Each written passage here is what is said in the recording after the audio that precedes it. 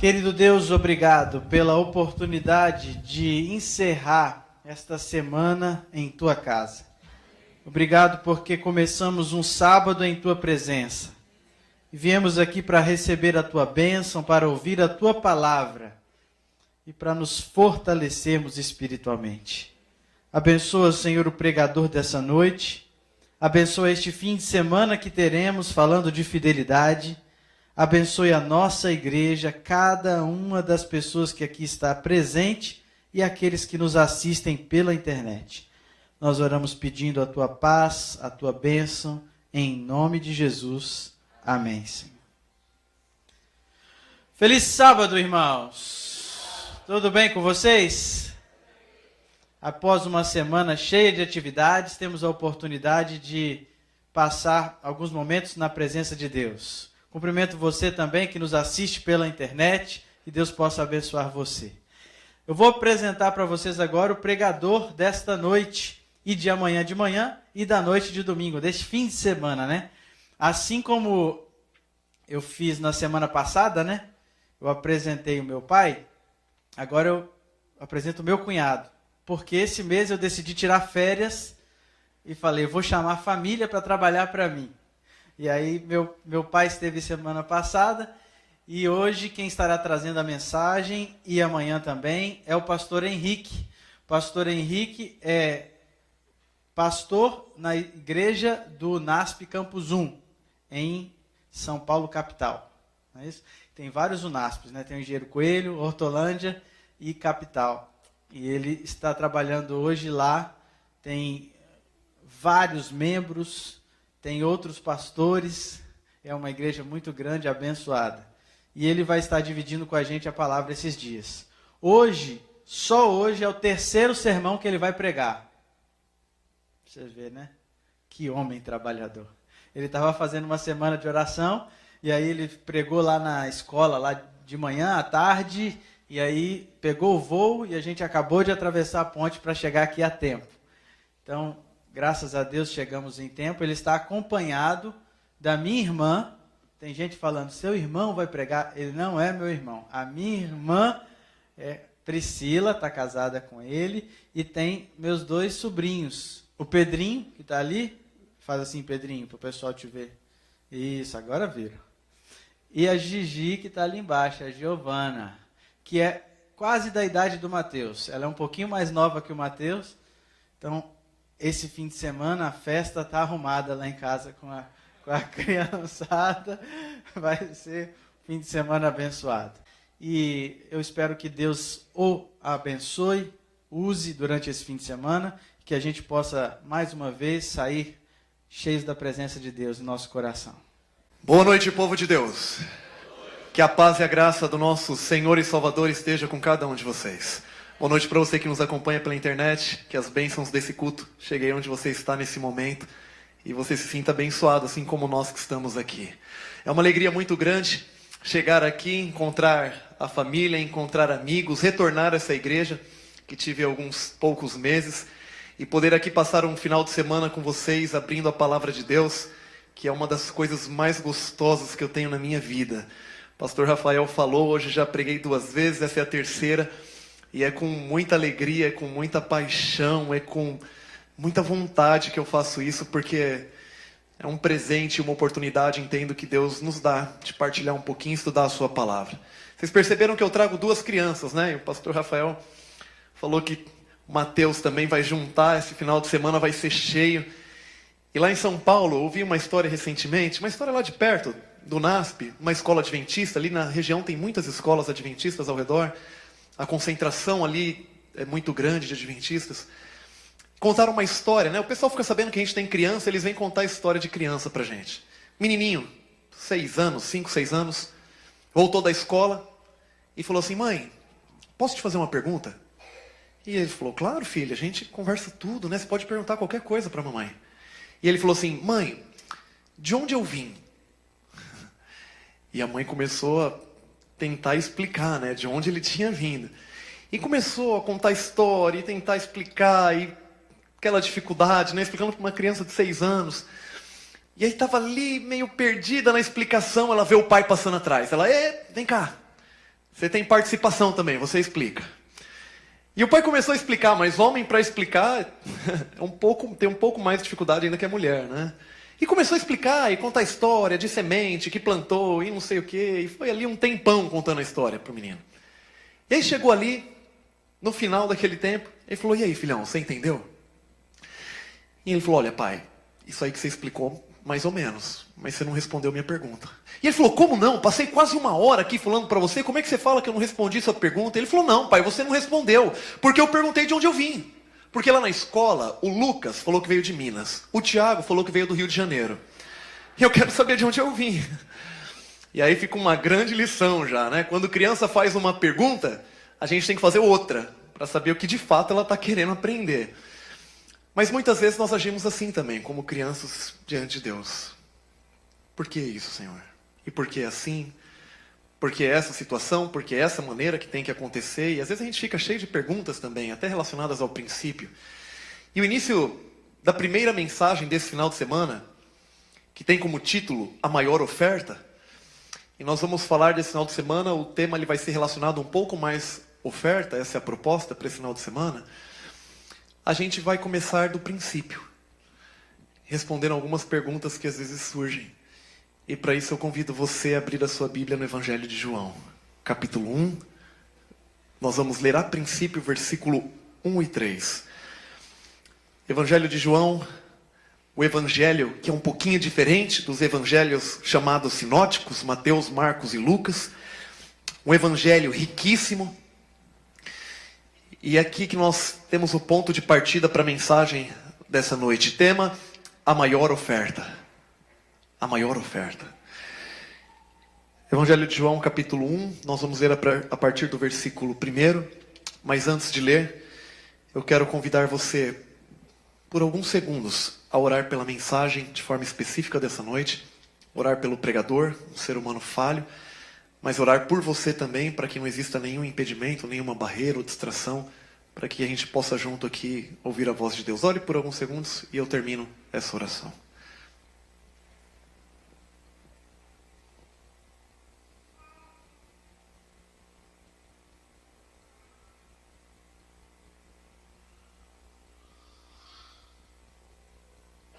Senhor Deus, te agradecemos porque uma semana se passou, chegamos no sábado, esse dia tão especial separado pelo Senhor.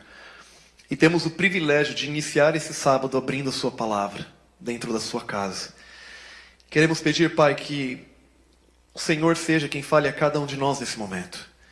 Que o Senhor transforme uma mensagem humana e que ela possa ser modificada, personalizada, adaptada de acordo com a necessidade de cada um. Fala conosco, Senhor. Pedimos em nome de Cristo Jesus. Amém. Evangelho de João, capítulo 1, versículo 1 em diante diz: No princípio era o Verbo. E o Verbo estava com Deus. E o Verbo era Deus. Ele estava no princípio com Deus. Todas as coisas foram feitas por intermédio dele. E sem ele, nada do que foi feito se fez. Quem é o Verbo? Jesus. Ele é Deus. No versículo 14, nós percebemos de maneira muito clara que o Verbo aqui está se referindo à pessoa de Jesus, e o Verbo se fez carne e veio habitar entre nós. E estudando o versículo 1, nós percebemos uma clara referência do Verbo à pessoa de Jesus. Isso é muito óbvio e muito claro, e nós nem vamos gastar muito tempo com isso. O texto nos fala que no princípio estava o Verbo, Jesus. E o Verbo estava com Deus, e o Verbo era Deus. E aí ele fala, no versículo 3, todas as coisas foram feitas por intermédio dele, do Verbo, Jesus. E sem ele, nada do que foi feito se fez. É claro que o Pai, o Espírito Santo e Jesus, os três participaram do ato da criação. Mas o texto aqui, ele nos indica que Jesus ele teve uma participação especial, uma participação ativa. Aquele que coloca a mão. Ele fala, no princípio era o Verbo estava com Deus, o Verbo era Deus, tudo foi feito por intermédio do Verbo, Jesus, e sem ele, nada do que foi feito se fez. E nós percebemos aqui uma participação muito clara de Jesus na criação. Agora, se Jesus ele teve uma participação tão ativa na criação, nós devemos encontrar Jesus nos primeiros versículos da Bíblia. E eu convido você agora a ir para a primeira página da Bíblia, no primeiro versículo da Bíblia, Gênesis capítulo 1, versículo 1. Um texto muito conhecido. Capítulo 1, versículo 1 e 2, nós vamos ler de Gênesis. E lá diz assim: no princípio, criou Deus os céus e a terra. A terra, porém, estava sem forma e vazia. Havia trevas sobre a face do abismo, e o Espírito de Deus pairava sobre as águas. Aqui nos parece assim, de maneira muito clara, a presença do Pai. Nos parece muito clara a presença do Espírito. Mas parece que Jesus ele está um pouco escondido nos primeiros versículos da Bíblia. E eu quero mostrar de uma maneira mais clara como Jesus ele aparece aqui de maneira clara nesse verso. Você sabe que esse texto ele foi escrito no hebraico. A Bíblia foi escrita no hebraico, aramaico e grego. A maior parte no hebraico, Antigo Testamento, e grego no Novo. E o hebraico é uma língua um pouco diferente da nossa, até mesmo em quantidade de palavras. O português, sabe quantas palavras tem o português? Segundo o dicionário Aurélio, 435 mil palavras.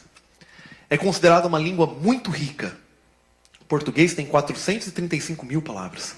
E mesmo sendo uma língua tão rica, muitas vezes uma palavra ganha mais de um sentido, de um significado.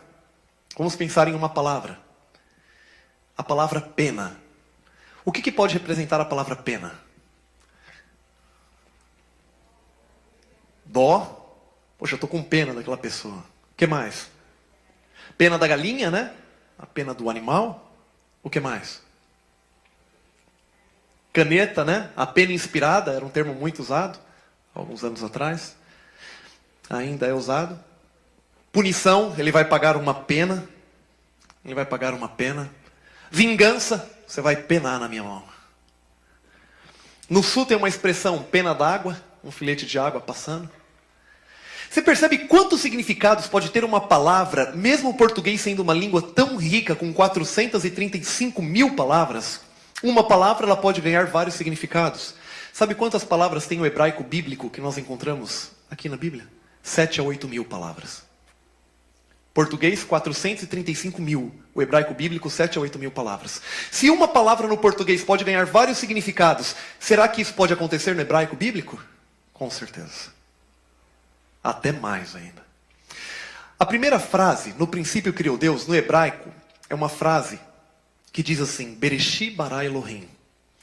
E eu não quero tornar nada difícil aqui, na verdade eu quero ser, pelo contrário, eu quero tornar bem fácil, bem didático. Bereshit bara Elohim.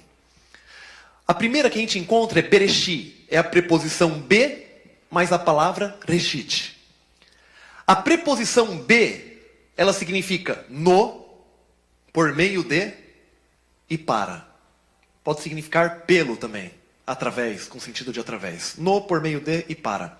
A palavra reshit pode significar cabeça, primeiro, princípio, primazia, primogênito. Decoraram? Estou brincando, gente, não é para decorar não. Mas eu vou pedir a ajuda de vocês para a gente mostrar algo lindo que acontece na Bíblia. Só preciso que algumas pessoas decorem uma palavra. Preposição be significa no, grava o no, tá bom? Por meio de, grava a sua. E para. No, por meio de e para. A palavra reshit significa cabeça, primeiro, grava só a palavra, primeiro, princípio, princípio é a sua, primogênito e primazia. Cada um gravou a sua? Decoraram? No, por meio de, para, cabeça, primeiro, princípio, primogênito e primazia. Lembrando dessas palavras, convido você a ir até Colossenses. E a gente vai ver algo lindo que acontece na Bíblia. Algo que na literatura é chamado de intertextualidade, quando um texto mais recente faz uso de um texto mais antigo, quer seja por um eco, de uma maneira não tensional, ou com uma maneira intencional também pode acontecer. Colossenses capítulo 1, nós vamos ver algo lindo que Paulo constrói nesse texto. Livro de Colossenses, capítulo 1, nós vamos ler do versículo 13 em diante. E aí eu vou pedir uma ajuda. Se a sua palavra aparecer, você que está com uma palavra, aí você só vai levantar a sua mão. Deixa a sua mão levantada, não precisa ser muito alto não, mas só deixa a sua mão levantada para a gente identificar. Olha o que diz lá, a partir do versículo 13. Ele nos libertou do império das trevas e nos transportou para o reino do Filho do seu amor, no qual temos a redenção. O Filho do seu amor, Jesus, claro, no qual temos redenção, a remissão dos pecados. Este é a imagem do Deus invisível, o primogênito. Fica aí com a sua. De toda a criação. Pois nele, mas ele fica nele. Pode manter a sua aí no. Pois nele foram criadas todas as coisas, dos céus e sobre a terra, as visíveis e as invisíveis, quer sejam tronos, sejam soberanias, quer principados, quer potestades, tudo foi criado por meio dele e para ele. Ele é antes de todas as coisas. Quem é antes de todas as coisas é o quê? O primeiro. Quem é antes de todas as coisas é o primeiro. É o seu primeiro? Pode segurar a mãozinha aí. Nele tudo subsiste. Ele é a cabeça do corpo da igreja. Ele é o princípio, o primogênito de entre os mortos, para em todas as coisas terá primazia. Muito obrigado a todos que participaram. Você pode perceber que todos levantaram as mãos. O que Paulo está fazendo aqui?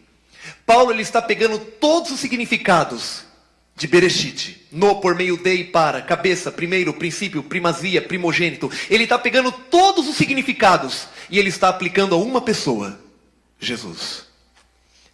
E aí nós voltamos com esse entendimento a Gênesis capítulo 1 e nós percebemos que em Gênesis capítulo 1 está falando muito mais do que tempo. Está falando sobre tempo também, mas está falando muito mais do que tempo. Está falando numa pessoa chamada Areshit, criou Deus os céus e a terra. Por meio de uma pessoa chamada Areshit, criou Deus os céus e a terra. Para uma pessoa chamada Areshit, criou Deus os céus e a terra. Tudo foi criado nele, tudo foi criado por meio dele, e tudo foi criado para ele. E ele deixa tudo e vem morrer por mim e por você. Dá para entender? Dá para entender algo assim? Tudo foi criado nele, por meio dele e para ele. E ele deixa o céu pelo nosso erro e vem morrer no nosso lugar. É um amor inexplicável. É um amor que a gente tem dificuldade para entender. É um amor que a nossa limitação humana não nos permite compreender por completo. E o verbo se fez carne e veio habitar entre nós. Mas ele não simplesmente veio como um verbo. Ele se esvazia. Tende em vós o mesmo sentimento que houve também em Cristo Jesus, que sendo na forma de Deus, não teve por usurpação, que significa algo a ser agarrado, o ser igual a Deus, antes a si mesmo se esvaziou. E tomou a forma humana, e na forma humana foi obediente e servo até a morte. Jesus ele desce 2 degraus, sendo Deus ele toma a forma humana, estando na forma humana ele desce mais um e é um servo obediente até a morte. Jesus desce 2 degraus e às vezes a gente tem dificuldade de ficar no nosso. A gente nem desce um para ser um servo, um mordomo obediente até a morte, e ainda quer subir um outro para ser tratado como um Deus. E nós vamos meditando aqui nesse inexplicável amor de Deus, é uma coisa linda, uma coisa extraordinária, a forma como ele vem. Jesus vem numa família extremamente pobre. Nasce num estábulo. O seu berço é uma manjedoura. A mesma raiz da palavra manjar, que representa comida. O berço de Jesus era onde os animais comiam. Lógico que Maria deve ter ajeitado, limpado e tal. Mas o berço de Jesus era onde os animais comiam. Um local que não cheirava bem. Um local que tinha muitos mosquitos. Condições precárias, econômicas. Será que Jesus escolheu a família que ele viria? É claro que escolheu.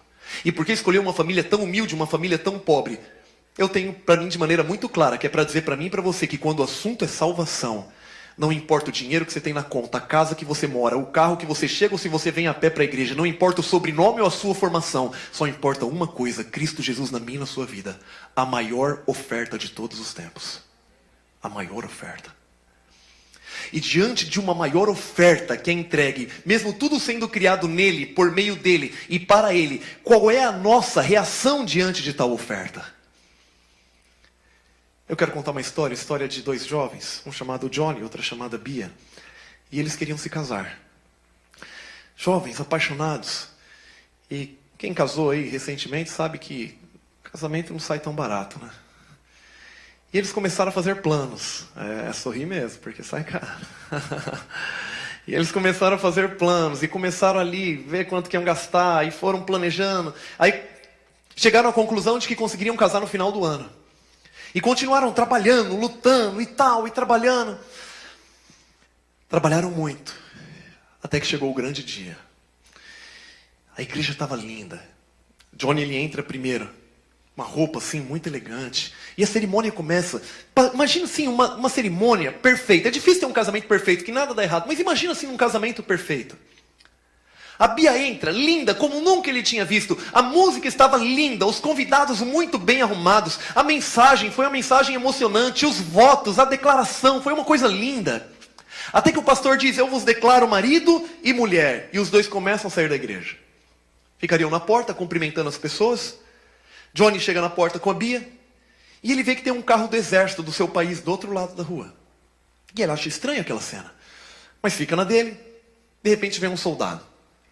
E o soldado fala assim, Johnny, você precisa ir com a gente. Ele falou, o quê? Ele falou assim, Johnny, você precisa ir com a gente. Ele falou, você não está entendendo, você está vendo o que está acontecendo aqui? Eu acabei de casar. Ele falou, Johnny, nosso país está entrando em conflito e eu tenho ordens para levar você com a gente, para servir. Johnny falou assim, não é possível, eu não vou. Ele falou assim, Johnny, quem não está entendendo é você. Você vai por bem ou por mal. E passaram ali poucos minutos que ele tinha acabado de sair da igreja, que ele tinha acabado de casar. Johnny, ele estava dentro de um carro do exército do seu país indo para a concentração. Ele não se conformava. Ele não se conformava com aquilo. E ele foi chegando na concentração e ele já estava maquinando o plano na sua cabeça de fugir da concentração. E aí um colega dele, com quem ele compartilhou algumas palavras, falou, Johnny, você pode até tentar, mas é o seguinte, eu preciso te falar uma coisa. Se alguém é pego tentando fugir da concentração, ele é executado em praça central ao meio-dia, quando um sino toca no alto daquela montanha ali, eles executam para servir de lição para ninguém desonrar o nosso país. E Johnny ali, inconformado com aquela situação, ele faz o seu plano e à noite ele tenta fugir. E Johnny consegue passar uma barreira, mas entre a primeira e a segunda, uma luz é colocada sobre ele e Johnny é pego. Para Johnny só restava uma coisa, a morte, a execução, no dia seguinte. E acredito que ele não dormiu aquela noite. Nenhum de nós dormiríamos. E Johnny foi colocado lá, 15 para meio-dia. 10 para meio-dia, os soldados chegam. 5 para meio-dia, eles pegam as armas, eles esperavam o sino tocar, quando o sino tocava, eles atiravam. 1 para meio-dia, eles levantam as armas. Só que dá meio-dia, e o sino não tocou, e os soldados esperando. Meio-dia e 1, e o sino não tocou. Meio-dia e 5, meio-dia e 10, meio-dia e 15, e o sino não tocou. Meio-dia e 30, e o sino não tocou. E aí veio um dos encarregados e falou, Johnny, eu não sei o que está acontecendo, eu não sei porque ainda não tocou isso, mas quer saber de uma coisa, Johnny, você é um cara muito chato. Você quer desonrar o seu país, você quer ser como qualquer um, Johnny, pega suas coisas então e vai embora. E liberaram Johnny. E Johnny, ele começa a sair ali pela concentração, e ele passa do lado daquela montanha onde tinha um sino, uma ponte, assim, num formato circular, e eles começam a entrar na ponte. Do outro lado, quem ele vê? Bia. E aí você imagina aquela cena de filme, né? Porque ele está de um lado, a Bia do outro, em cima da ponte, e ele começa a correr. E ele vai correndo até Bia e dá um abraço apertado em Bia. E ele percebe que Bia não o abraça. Ele olha para o chão, ele vê 2 poças de sangue. E ele levanta um pouco o rosto e ele percebe aquilo que na correria e na emoção ele não percebeu. As mãos de Bia estão completamente dilaceradas. Ela quase não tem mais mão, está pingando sangue. E ele falou, Bia, o que é isso, Bia? O que está acontecendo? E ela falou assim, Johnny, eu te amo demais. E eu te amo de um jeito que talvez você nunca entenda, Johnny. E eu fiquei sabendo que você ia ser executado ao meio-dia, quando aquele sino tocasse. Johnny, porque eu te amo demais, eu não conseguiria imaginar a minha vida sem você. Num ato desesperado, num ato de loucura, de que talvez pudesse resolver alguma coisa. Quando aquele sino foi tocar ao meio-dia, porque eu te amo muito, Johnny, eu coloquei minhas 2 mãos entre os sinos para que ele não tocasse. E aconteceu isso. E Johnny falou assim, mas Bia, e agora? Como é que a gente vai fazer, Bia, com essa situação? Bia, como é que a gente vai fazer no futuro? Bia, como é que você vai cuidar da casa? Como é que você vai lavar a louça, Bia? Como é que você vai cuidar das nossas roupas, da comida? E se tiver criança, como é que você vai cuidar de tudo? E ele virou as costas para Bia e foi embora. Talvez você esteja achando que Johnny é a pior pessoa do mundo, ou talvez que essa história não seja nem real, mas essa história, ela é real por um motivo. Muitas vezes é a história da minha e da sua vida. Porque um dia Jesus deixou o céu, tudo foi criado nele, por meio dele e para ele. E ele veio aqui nessa terra. E ele não entregou só apenas gotas de sangue, apenas um pouco da sua mão. Ele entregou o seu corpo inteiro, a sua vida inteira, mesmo tudo sendo feito para ele. Fez o maior sacrifício que nós já vimos nesse universo, a maior oferta já dada nesse universo. E diante desse sacrifício, muitas vezes a gente fica falando, Senhor, como é que eu vou servir o Senhor? E vai ficar a situação. Como é que eu vou servir ao Senhor e vai ficar a minha família? Como é que eu vou servir ao Senhor e vai ficar o meu trabalho, os meus amigos, aquilo que eu demorei tanto para conquistar na minha vida? E dizemos não e não e não para Deus e viramos as costas muitas vezes e vamos embora. E não somos verdadeiros mordomos. Diante da maior oferta do universo, a gente não tem uma resposta que corresponde a essa oferta que foi dada por cada um de nós. Muitas vezes olhamos para a cruz e pensamos e lemos histórias como se fosse um conto, como se fosse uma história fictícia. Quando na verdade tudo foi criado nele, por meio dele e para ele. E por um erro nosso ele deixa tudo e vem morrer no meu e no seu lugar como a maior oferta. E a gente tem dificuldade de fazer uma oferta planejada para Deus. E a gente tem dificuldade de levar o assunto de dízimos e ofertas a sério, de mordomia. Com as mixarias que nós temos aqui, independente de quanto você tenha mixaria. Tem um texto que eu li recentemente, um texto de C.S. Lewis, gostaria de compartilhar com você. Ele diz assim: não creio que devamos definir o quanto se deve dar. Temo que a única regra segura seja dar mais do que sobra. Se a nossa caridade não nos pesar ao menos um pouco, então diria que está pequena demais. Deveria haver coisas que desejaríamos fazer e não podemos, pois o nosso gasto com a caridade as impossibilita. Será que tem alguma coisa que a gente está deixando de fazer pela oferta que a gente dedica a Deus? Ou será que a gente está dando o resto? Deus não deu o resto para a gente. Deus não deu o resto, Ele deu tudo. Tudo sendo criado nele, por meio dele e para ele. E Ele vem aqui e Ele dá tudo para a gente. Essa é a maior oferta.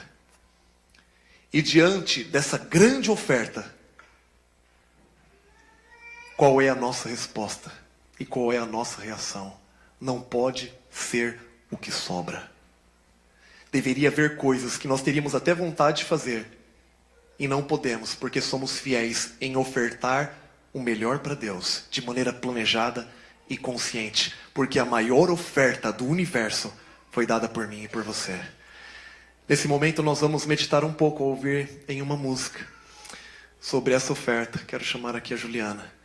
Enquanto ela canta, pense nessa oferta e pense o que você pode fazer de diferente quando você tem que ofertar alguma coisa a Deus. Eu tracei o meu caminho, fiz um mapa do destino, abracei com força o sonho e me atirei. Com sorriso de criança, eu só era confiança, era o meu próprio herói invencível. Não vi a face do perigo, não dei ouvido aos avisos. O orgulho aqui dentro de mim me cegou. Mas o pior aconteceu.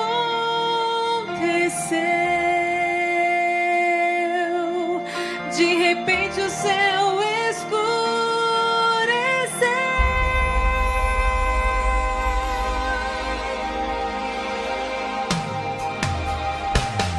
Eu estava lá no frio, quase já desfalecido, e lutava bravamente pra sobreviver. Nem sabia que ele havia se lançado no abismo, arriscando a própria vida pra me salvar. E ele não levou em conta meus atos tolos, minha afronta. O seu amor foi mais além, foi maior. Entregou sua vida por mim. O seu sangue verteu por mim. Era para ser eu, era para ser eu. Eu estava condenado e Ele veio em minha direção. Era para ser eu, era para ser eu só merecia a morte, sua vida Ele me deu. Por seu sangue hoje tenho vida, fui sarado por suas feridas, Ele me encontrou. Era para ser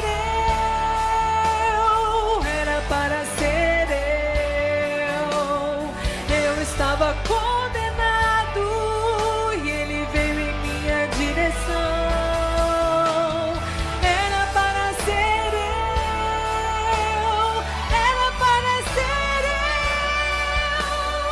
eu só merecia a morte, sua vida Ele me deu. O amor falou mais forte, o resgate aconteceu.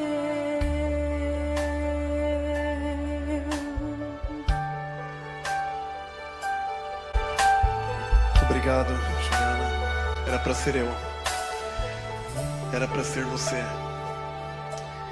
E se fosse eu e você, Deus teria sido injusto? Não, teria sido completamente justo. Porque apenas pagaríamos as consequências do nosso erro. Mas Ele preferiu ser justo e ao mesmo tempo amor. E por isso deu a maior oferta em nosso lugar. Esse é o princípio para nós começarmos a pensar sobre ofertas. A maior oferta. Amanhã vamos falar sobre a maior entrega. E eu convido para você estar aqui para refletirmos na maior entrega que nós podemos encontrar na Bíblia. Convido você a ficar em pé para fazermos uma oração e concluirmos aqui o nosso culto. Senhor nosso Deus, te agradecemos porque a maior oferta nunca foi e nunca será humana, mas a maior oferta o Senhor nos deu ao Cristo Jesus morrer na cruz do Calvário por cada um de nós. Tudo foi criado nele, por meio dele, para ele. E mesmo assim Ele toma a nossa culpa, os nossos pecados. Ele toma a punição que nós merecíamos. Nós podemos apenas dizer nesse momento: Senhor, muito obrigado. Toda a glória seja dada somente ao Senhor. Peço nesse momento que o Senhor perdoe os nossos pecados, que o Senhor transforme o nosso coração, a nossa mente, e que diante da maior oferta, as nossas ofertas para o Senhor não sejam daquilo que sobra, daquilo que não faz falta, mas possa de fato ser uma oferta relevante, assim como a do Senhor foi super relevante para cada um de nós. Nos abençoe, nos despeça em paz e nos traga amanhã para mais uma vez abrirmos a sua palavra. Peço em nome de Jesus. Amém, Senhor. Que Deus lhe abençoe. Uma boa noite.